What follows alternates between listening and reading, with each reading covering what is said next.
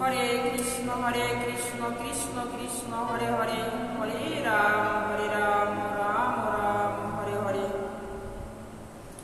আমি বুঝেছি ভগবদ্গীতা যথাযথ অষ্টাদশ অধ্যায় মুখ্য যোগ শ্লোক নম্বর 17। যস্যয়নয়ম অহংকৃতম ভাবয় বুদ্ধিয়াম যস্যয়নয়ম লিপ্যতে তদ্বয়মপি স্বয়ো ইমাম সমত লোকানয়মন্নম অস্তিয়নয়ম বিবধ্যান্তে। গীতার গান।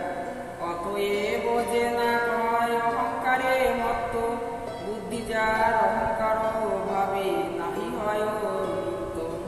কর্তব্যর অনুরোধে যদি বিশ্ব মারে, কাহাকেও মারে না সে কিংবা কর্ম করে। অনুবাদ। যার অহংকারের ভাব নেই এবং যার বুদ্ধি কর্মফলে লিপ্ত হয় না, তিনি এই সমস্ত প্রাণীকে হত্যা করেও যেন হত্যা করেন না এবং হত্যার কর্মফলে যেন আবদ্ধ হন না। তাৎপর্য। এই শ্লোকে ভগবান অর্জুনকে বলেছেন যে যুদ্ধ না করবার যে বাসনা তা উদয় হয়েছে অহংকার থেকে। অর্জুন নিজেকেই কর্তা বলে মনে করেছিলেন, কিন্তু তিনি অন্তরে ও বাহিরে পরম অনুমোদনের কথা যেন বিবেচনা করেনি। কেউ যদি পরম অনুমোদন সম্বন্ধে অবগত হতে না পারে, তাহলে তিনি কেন কর্ম করবেন? কিন্তু যিনি কর্মের করুণ নিজেকে যেন কর্তা এবং পরমেশ্বর ভগবানকে পরম অনুমোদনকারী বলে জানেন, তিনি সব কিছুই যেন সুচারুভাবে যেন করতে পারে। এই ধরনের মানুষ কখনোই যেন মহাচ্ছন্ন হন না। ব্যক্তিগত কার্যকলাপে এবং তার দায়িত্বে উদয় হয় অহংকার এবং নাস্তিকতা অথবা কৃষ্ণ ভাবার অভাব থেকে। যিনি পরমাত্মা এবং পরম পুরুষোত্তম ভগবানের পরিচালনায় কৃষ্ণ ভাবাময় কর্ম করে চলেছেন, তিনি যদি হত্যাও করেন তাহলেও তা হত্যা নয় এবং তিনি কখনোই এই ধরনের হত্যা করার জন্য তার ফল ভোগ করেন না।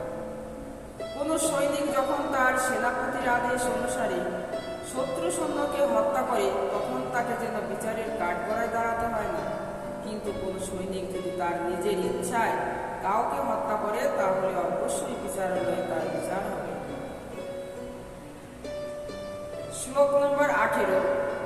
জ্ঞানয়ম পরিজ্ঞাতয়ম ত্রিবিধা কর্ময় কর্মের জনম যদনায়ম করণম কর্মকর্তায়ম ইতি ত্রিবিধায় কর্ম সংগ্রহ।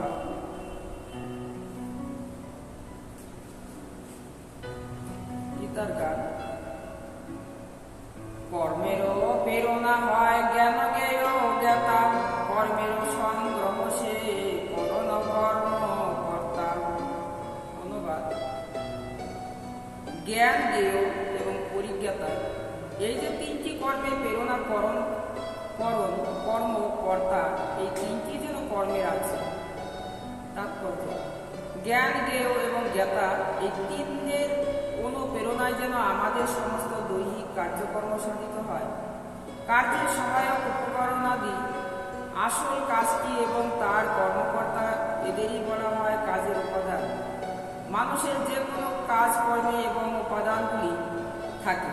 কাজ করবার আগে খানিকটা যেন উদ্দীপনা থাকে, যাকে বলা হয় অনুপ্রেরণা। কাজটি যেন ঘটার আগে সে যেন মীমাংসায় উপনীত হয়ে যায়, তা হচ্ছে সূক্ষ্ম ধরনের যেন কাজ। তারপর কাজটি ক্রিয়ার রূপ নেয়। প্রথমে আমাদের চিন্তা এবং অনুভব এবং ইচ্ছা, এই সমস্ত যেন মনস্তাত্ত্বিক প্রক্রিয়ার মধ্য দিয়ে যেন যেতে হয় এবং তাকেই বলা হয় যেন উদ্দীপনা। কর্ম করার অনুপ্রেরণা যদি শাস্ত্র বা গুরুদেবের নির্দেশ থেকে আসে, তাহলে তা অভিন্ন। যখন অনুপ্রেরণা রয়েছে এবং কর্তা রয়েছে এবং মন সহ ইন্দ্রিয়াগুলি যেন সাহায্য প্রকৃত কার্য সাধিত হয়। মন হচ্ছে সমস্ত ইন্দ্রিয়ের কেন্দ্র। যে কোনো কার্যের সমস্ত উপাদানগুলিকে যেন বলা হয় কর্মসংগ্রহ। হরে কৃষ্ণ কৃষ্ণ কৃষ্ণ হরে হরে, হরে রাম রাম রাম রাধে গোবিন্দ।